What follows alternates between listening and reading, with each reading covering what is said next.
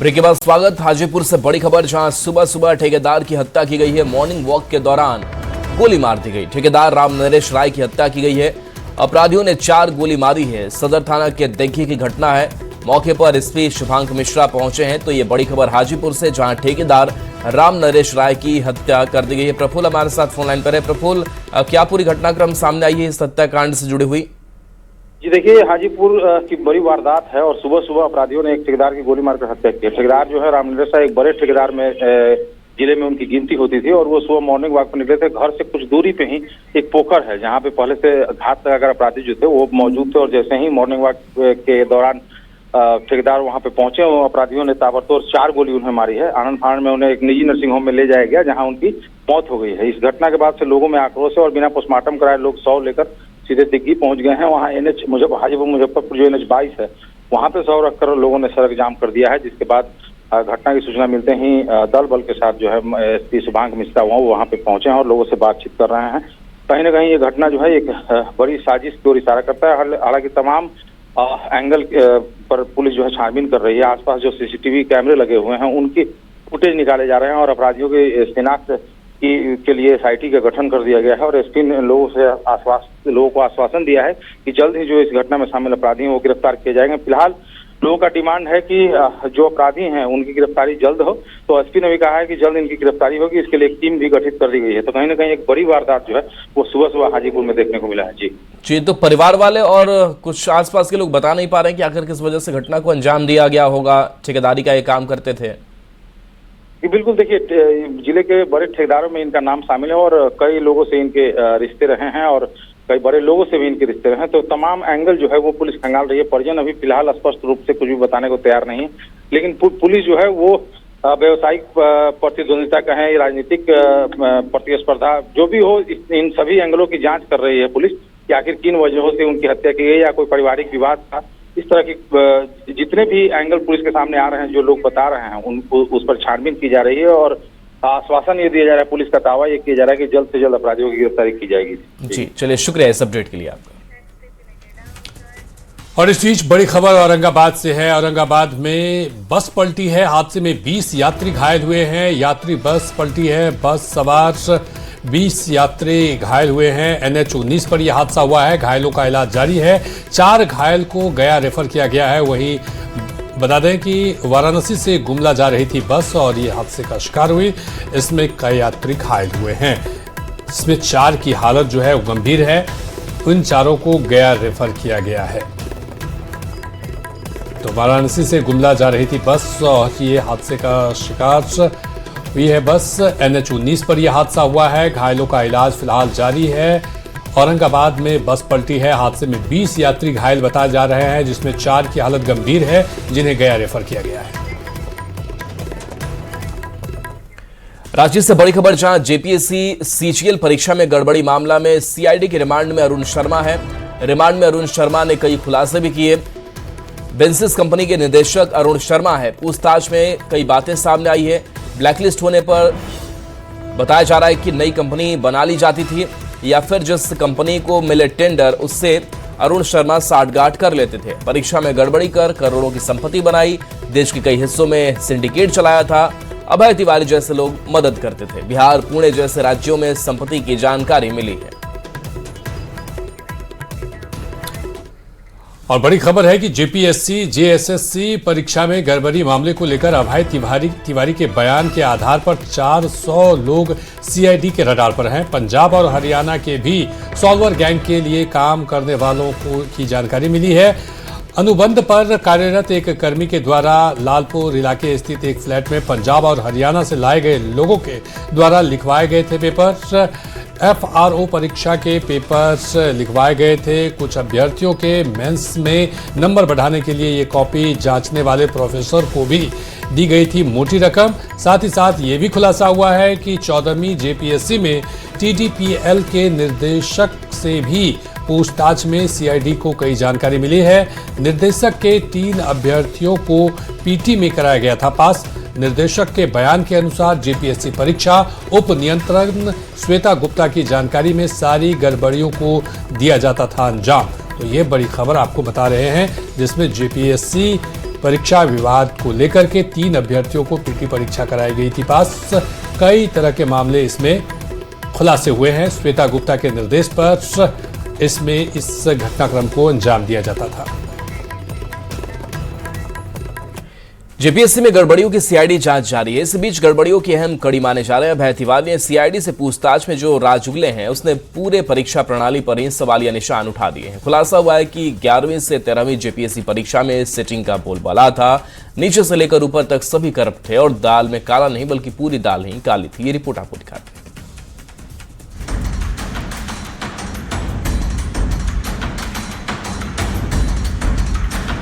झारखंड में JPSC JSSC परीक्षा में अनियमितता को लेकर सीआईडी की जांच जारी है। जांच एजेंसी की ओर से अब तक 20 से अधिक लोग गिरफ्तार किए गए हैं, जिनसे पूछताछ जारी है। टीडीपीएल के मैनेजर और पूरे घोटाले की अहम कड़ी माने जा रहे अभय तिवारी से जब सीआईडी ने पूछताछ की तो जो खुलासे हुए उसने लोगों के होश उड़ा दिए। एक नजर डालते हैं अभय तिवारी के खुलासों पर। सीआईडी से पूछताछ में अभय तिवारी ने बड़ा खुलासा किया। पैसे लेकर इंटरव्यू के नंबर बढ़ाए गए। 11वीं से 13वीं जेपीएससी में एक खेल चला था। 20 अभ्यर्थियों से 5.80 करोड़ की वसूली की गई थी। एफआरओ और एसीएफ पद के लिए वसूली हुई थी। 20 अभ्यर्थी में से एक अभ्यर्थी फेल हुआ है। सीडीपीओ परीक्षा में 10 लाख रुपए लिए गए थे। इस पूरी साठगांठ के लिए अभ्यर्थियों का जुगाड़ जो है आदित्य पांडे किया करता था और आदित्य पांडे के भी एक करीबी को उसने जो है इसमें जेपीएससी में सिलेक्शन कराया है। इन तमाम चीज़ों को लेकर फिलहाल सीआईडी की जांच जारी है। वहीं बता दें कि इस पूरे मामले में एल खियांगते को भी गिरफ्तार किया गया है, जो कि अभय तिवारी के बयान के बाद सीआईडी ने तमाम चीज़ों का सत्यापन किया। उसके बाद एल खियांगते को गिरफ्तार किया है। अब आप सोच रहे होंगे कि जिस अभय तिवारी ने जेपीएससी परीक्षा में इंटरव्यू के नंबर बढ़ाए, आखिर वो कितना पावरफुल था। तो ये भी जान लीजिए कि आखिर उसकी पहुंच कहां तक थी। परीक्षा लेने वाली एजेंसी टीडीपीएल का मैनेजर था अभय। 13 साल में 12 से अधिक परीक्षा पास की थी। जेपीएससी में चेयरमैन सदस्यों की मदद से खेल करता था। जमाल अहमद, अजीता भट्टाचार्य, अनीमा हांसदा से सीधा संपर्क था। जेपीएससी चेयरमैन से भी अभय का संपर्क था। संपर्क के बल पर इंटरव्यू में वो सेटिंग कराता था। न सिर्फ 14वीं जेपीएससी के पीटी रिजल्ट में बल्कि 11वीं और 13वीं जेपीएससी में भी इसके द्वारा गड़बड़ी की गई थी। इसकी साठगांठ बता दें कि अभय तिवारी की न सिर्फ जेपीएससी के पूर्व चेयरमैन एल खियांगते बल्कि तीनों जो पूर्व सदस्य हैं उन तमाम लोगों से थी। तो साथ ही टीडीपीएल के निदेशक और साथ ही साथ अगर कहा जाए तो कई कोचिंग संस्थाओं के निदेशकों से भी इसकी साठगांठ थी। और यही वजह है कि 11वीं और 13वीं जो जेपीएससी की परीक्षा हुई थी उसमें इसने 19 लोगों का सिलेक्शन कराया था और उनसे 5 करोड़ 80 लाख रुपए वसूले थे। जेपीएससी में अनियमितता की कड़ियों को जोड़कर सीआईडी घोटाले की तह तक पहुंचने की कोशिश कर रही है। जेपीएससी के पूर्व चेयरमैन के साथ साथ सदस्यों से भी पूछताछ का दौर जारी है। अजीता भट्टाचार्य, अनीमा और जमाल अहमद से पूछताछ हो रही है और जो खुलासे हो रहे हैं उससे पूरी परीक्षा को लेकर एक बात तो तय है कि दाल में कुछ काला नहीं, पूरी दाल ही काली है। जिस तरह से छात्रों का हंगामा बढ़ता जा रहा है और बताया जा रहा है कि इस पूरे मामले में और भी चीजें जो हैं वो सामने आ सकती हैं। कैमरामैन संजीव तिवारी के साथ ओम प्रकाश, न्यूज़ 18 रांची। और इस बीच बड़ी खबर रांची से है, जहां 10 अगस्त को विधानसभा घेराव मामले को लेकर रांची पुलिस ने केस दर्ज किया है। दरअसल बैरिकेडिंग तोड़ने, हंगामा करने का आरोप है और इस आरोप को लेकर के एफआईआर दर्ज किया गया है। पुलिस पर हमला सहित कई मामले में केस दर्ज किया गया है। अज्ञात असामाजिक तत्वों पर ये केस दर्ज किया गया है। रिफॉर्म मंच ने पुलिस को जानकारी दी थी। मार्च में असामाजिक तत्व घुसे थे। विधानसभा थाने में दर्ज किया गया है केस। साथ ही साथ वीडियो फुटेज के आधार पर जांच भी की जाएगी इस मामले को लेकर। जेपीएससी और जेएसएससी सीजीएल में गड़बड़ी के खिलाफ रांची में छात्रों का आंदोलन जारी है। आंदोलन के 19वें दिन छात्र तटस्थ होकर प्रदर्शन करते दिखे। इस दौरान विद्यार्थी अपनी पढ़ाई को भी बाधित नहीं होने देना चाहते हैं और किताब लेकर आंदोलन स्थल पर भी पढ़ते हुए नजर आ रहे हैं। छात्रों का कहना है कि सरकार के खिलाफ पढ़ाई के साथ साथ लड़ाई भी जारी रहेगी। अधिक जानकारी दे रहे हैं संवाददाता गौरव झा। के आंदोलन का 19वां दिन है। ये दिल अब पथरा सा गया है क्योंकि सरकार सुन नहीं रही है। जो उम्मीदें थी वो उम्मीदें 19वें दिन भी पूरी नहीं हुई। विद्यार्थियों ने जो प्रयास किया था वो अब तक रंग नहीं लाया है। विद्यार्थियों की जो उम्मीद थी उस पर सरकार खरी नहीं उतरी। पिछले 19 दिनों से विद्यार्थियों की पढ़ाई भी बाधित हो रही है। मजबूरन विद्यार्थियों को भीड़ के बीच ही किताब खोलना पड़ जा रहा है कि साहब आप हमें कितना भी मजबूर करेंगे लेकिन हम अपने ध्येय से नहीं रुकेंगे, हम अपने आंदोलन से पीछे नहीं हटेंगे। चाहे पढ़ाई कितने भी शोर में होना पड़े, मैं पढ़ाई जारी रखूंगी। लोगों की पढ़ाई भी हैम्पर तो हो रही होगी। 19 दिन हो गए आज। जी बिल्कुल, 19 दिनों से तो हम लोग तो यहाँ पर कोई मौज मस्ती करने नहीं आए। जिस तरह से हमारे भविष्य पर अंधकार का छाया मंडराया हुआ है, तो हम लोग पढ़ाई भी कर रहे हैं, लड़ाई भी लड़ रहे हैं। हम लोग लाइट भी नहीं रहता तो हम लोग फ्लैश लाइट जला के मोबाइल से ग्रुप में 4-5 के ग्रुप में बैठ के रात में यहाँ पर पढ़ाई करते हैं। ग्रुप डिस्कशन भी कर रहे हैं। ग्रुप डिस्कशन भी करते हैं चूँकि एग्जाम भी आने वाले हैं बहुत सारे। ठीक है, जैसे जेपीएससी रद्द हुए हैं, जेटेट का एग्जाम भी होने वाले हैं, उसका भी तो तैयारी हम लोग करना पड़ेगा। ये देखिए, ये हमारा बुक है जेटेट का जो सीडीपी का है, तो इसका तैयारी हम लोग 19 दिन से कंटिन्यू तो कर ही रहे हैं 4-5 मंथ से, और देखते हैं कब तक होता है। ऐसे तो टाला जा रहा है, सरकार कब से टाल रही है। करीब 2 साल पहले फॉर्म इसका फिलअप हुआ था, इसके बाद उसको कैंसिल करके आगे से 10 बरस हो गए जेटेट को। विद्यार्थी जो यहाँ आंदोलनरत हैं 10 बरस से अब तक। आपने सुना कि जेपीएससी, जेएसएससी, सीजीएल के विद्यार्थी थी, अब जेटेट के विद्यार्थी ने भी कहा कि हम भी आपके साथ हैं। आप किस चीज की तैयारी कर रही हैं? जेपीएससी और जेएसएससी। परीक्षा दिया है आपने?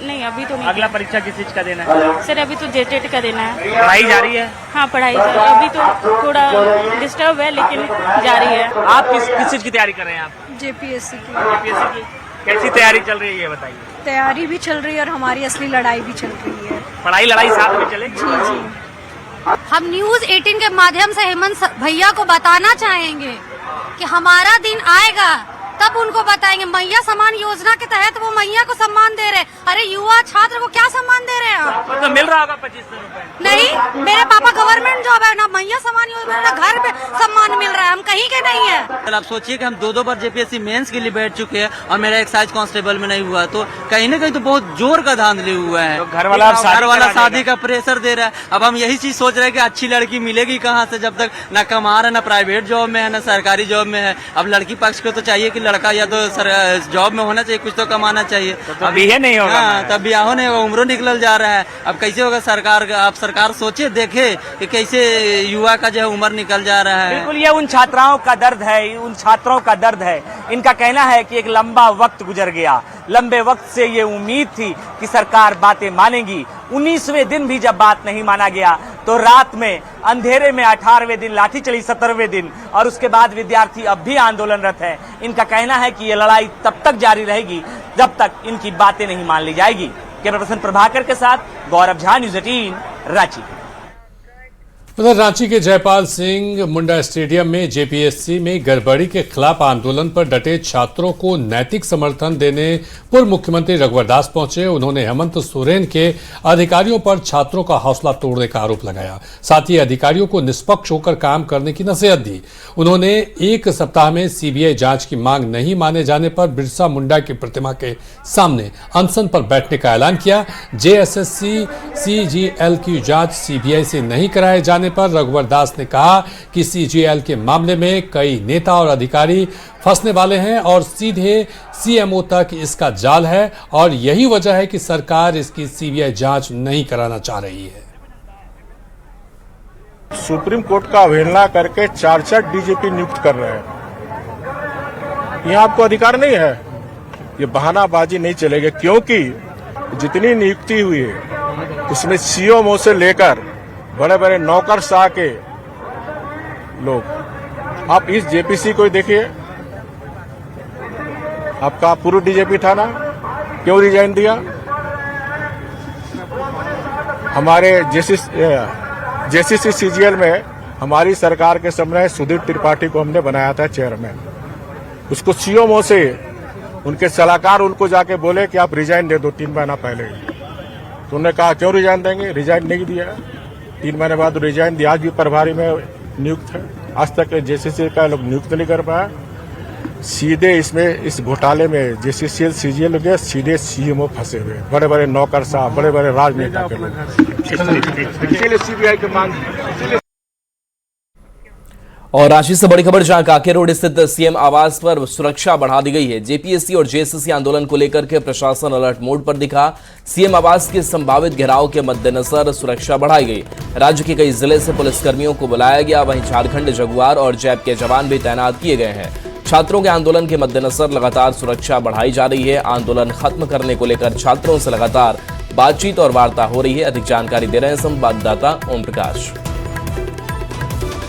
आंदोलन के मद्देनजर अब मुख्यमंत्री आवास की सुरक्षा व्यवस्था बढ़ाई जा रही है। देख सकते हैं कि यहाँ पर काफ़ी संख्या में जो जवान हैं उन्हें तैनात किया गया है। कई गाड़ियों में भरकर जो जवान हैं वो यहाँ पर पहुँचे हैं। वहीं दूसरी तरफ अगर बात की जाए तो सीएम हाउस आने वाले तमाम रास्तों की बैरिकेडिंग भी की गई है। तो एक रास्ते को, जो सूचना भवन का रास्ता है, उससे पूरी तरह से बैरिकेड कर दिया गया है और वहाँ से किसी को भी आने जाने की इजाज़त नहीं है। देख सकते हैं कि कई गाड़ियां यहां पर लगी हुई है और ऐसी आशंका है कि जो छात्र हैं वो मुख्यमंत्री आवास का घेराव कर सकते हैं। तो इसे देखते हुए पुलिस प्रशासन के द्वारा यहां पर सुरक्षा व्यवस्था बढ़ाई जा रही है। अब पूरे मामले में बता दें कि छात्रों की मांग है कि जेएसएससी सीजीएल की जो परीक्षा हुई थी उसे रद्द किया जाए, तो वहीं पूरे मामले की सीबीआई इंक्वायरी की जाए। इन दो चीज़ों को लेकर जो छात्र हैं अभी भी आंदोलनरत हैं और कहीं ना कहीं इन तमाम चीज़ों को लेकर जो सुरक्षा महकमा है वो भी गंभीर है और इसे देखते हुए ही मुख्यमंत्री आवास की सुरक्षा बढ़ाई जा रही है। तो देखना होगा कि आने वाले दिनों में किस तरह की रणनीति सरकार की ओर से बनती है। रांची से न्यूज़ 18 के लिए ओम प्रकाश। चलिए बढ़ेंगे अगली खबर की तरफ और बड़ी खबर मुजफ्फरपुर से है, जहां अब शराब के धंधेबाज कॉलेज परिसर तक को गोदाम बनाने लगे हैं।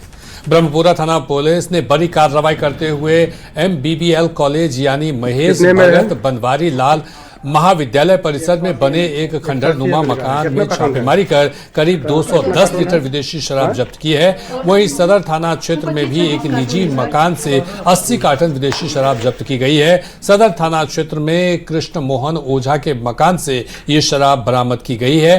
पुलिस के मुताबिक उनसे दोनों बेटे से काफी समय से शराब के धंधे में शामिल थे उनके बेटे। पुलिस ने मकान को सील कर आगे की कार्रवाई तेज कर दी है। वहीं कॉलेज कैंपस में मिले शराब के मामले में भी पुलिस अब कॉलेज परिसर की सुरक्षा को लेकर प्रबंधन से बातचीत करेगी। ओझा उसके मकान से एक रूम में गोदाम बनाया हुआ था, जिससे भारी मात्रा में विदेशी शराब की बरामदगी की गई है। ब्रांड अलग अलग ब्रांड के Officer Choice, Old Monk, Star Gold whisky brand की शराब बरामद हुई है। लगभग 80 पीटी शराब बरामद हुई है। हमारी के संबंध में जानकारी लेने में पता चला कि उनका जो लड़का है, 2 लड़का है, वही सब शराब के कारोबार से जुड़े हुए हैं और इसके तार और कहाँ है उसके संबंध में छानबीन कर रहे हैं। उसी भवन में 24 कार्टन विदेशी शराब बरामद हुआ है और इस संबंध में ब्रह्मपुरा थाना में केस दर्ज किया जा रहा है।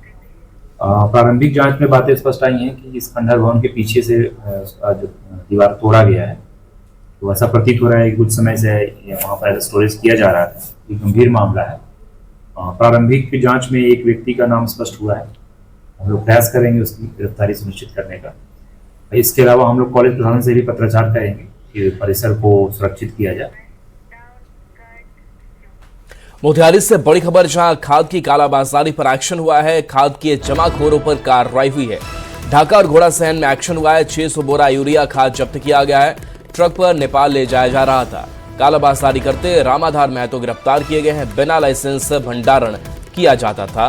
तो ये बड़ी खबर आप तक पहुंचा रहे हैं। मोतिहारी से बड़ी खबर है, जहां खाद की कालाबाजारी पर एक्शन देखने को मिला है। खाद के जमाखोरों पर कार्रवाई हुई है। ढाका और घोड़ा सहन में एक्शन देखने को मिला है। और बड़ी खबर जामताड़ा से है, जहां एक ज्वेलरी दुकान में ग्राहक बनकर पहुंचे 2 युवकों ने झांसा देकर करीब 1 लाख रुपए के 2 सोने के लॉकेट लेकर फरार हो गए। घटना सिद्धि ज्वेलर्स की है। वारदात के बाद दुकानदार ने पुलिस को सूचना दी। दुकानदार के अनुसार शाम करीब 5 बजे 2 युवक ग्राहक बनकर दुकान में पहुंचे और सोने के आभूषण देखने लगे। दोनों ने लॉकेट दिखाने को कहा। इसके बाद दुकानदार उन्हें कई लॉकेट दिखा रहे थे। इसी दौरान दोनों युवकों ने मौका पाकर 2 लॉकेट गायब कर दिए। इसके बाद उन्होंने दुकानदार से कहा कि वो महिला ग्राहक को लेकर दोबारा आएंगे। दुकान से निकलते समय दोनों युवकों ने 2000 रुपये एडवांस भी दिए, जिससे दुकानदार को तत्काल किसी तरह का संदेह नहीं हुआ। कुछ देर बाद जब दुकान में रखे आभूषणों की जांच की गई तो 2 गायब मिले। फिलहाल सीसीटीवी के आधार पर पुलिस मामले की जांच में जुट गई है। आखिर 2 ठग कौन थे? उन्होंने सब सामान को देखने के क्रम में 2 पीस मंगलसूत्र का लॉकेट, अंदाज वजन जो है दोनों का मिला के 6-6.5 ग्राम के आसपास होगा, उसने जो है उठा लिया। और एक मंगलसूत्र और जो कान का पसंद किया था उसको करके साइड में रख दिया और हमारे को 2000 रुपया दिया। बोले बगल में लेडीज से हम लेकर के आते हैं, उसके बाद फाइनल करेंगे, इसको आप अलग से रखिए। उनके जाते साथ जैसे ही हमने सब माल को मिला करके वो डिब्बा में डालना चाहा तो हमने देखा कि इसमें 2 पीस माल कम है। जब वो फर्स्ट वाले जो ग्राहक थे वो 2 ऑर्नामेंट्स को हाथ में उठाए, तब तक वो बगल वाला जो है एक और उठा करके उसके बातों में जब उनको फंसाया, उस दरमियान में जो पहले वाले ने जो ऑर्नामेंट्स उठाया था वो लेकर के वो छुपा ली। जब वो छुपा करके उनकी ये मनसा सामान खरीदने की नहीं थी, गहना खरीदने की नहीं थी, उनको फ्रॉड करना था, लिफ्टिंग करना था। तो जब वो आश्वस्त हो गए कि नहीं हम लिफ्ट कर लिए हैं सोना सोना, तो वहां से वो दुकानदार को बोले कि लिए 2000 रुपया रखिए, हम बगल दुकान से पार्लर में मेरी वाइफ है उनको लेकर के आते, इतना कह करके वो फरार। खबर मोतिहारी से है, जहां एक अधिकारी की गाड़ी चोरी कर ली गई। रक्सौल के सैनिक रोड से प्रखंड शिक्षा पदाधिकारी की गाड़ी चुरा ली गई। चोरी का सीसीटीवी सामने आया है, जिसके एक शख्स बोनट खोलता हुआ दिखाई दे रहा है और गाड़ी को स्टार्ट कर मास्टर चाबी से गेट खोलकर गाड़ी चुरा लेता है। और खबर बाढ़ से, जहां प्रेम प्रसंग में हत्या का मामला सामने आया है। 24 घंटे में 2 आरोपी को गिरफ्तार किया गया है। मंगलवार की रात हुई थी हत्या, चाकू मारकर ज्ञानदीप की हत्या हुई थी। युवक की मां की हालत गंभीर है। प्रेम प्रसंग में हुई थी युवक की हत्या।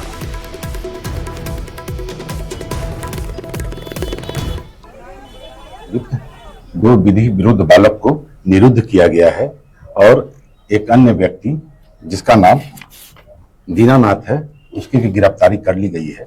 दीनानाथ की गिरफ्तारी नालंदा से की गई है और इन 2 विधि विरुद्ध बालक को जो निरुद्ध किया गया है वो घटनास्थल के पास से ही किया गया है। घटना का मूल कारण प्रेम प्रसंग है।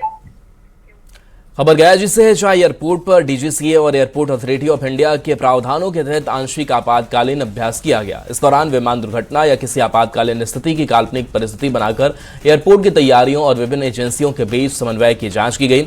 अभ्यास के दौरान यात्रियों और विमान कर्मियों की सुरक्षित निकासी, काल्पनिक घायलों को प्राथमिक उपचार देने और आग लगने की स्थिति में तत्काल कार्रवाई का अभ्यास किया गया।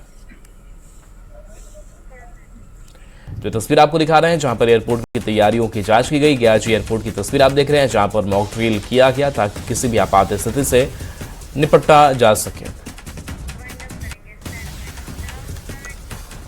और इसी के साथ फिलहाल इस बुलेटिन में इतना ही। नमस्कार।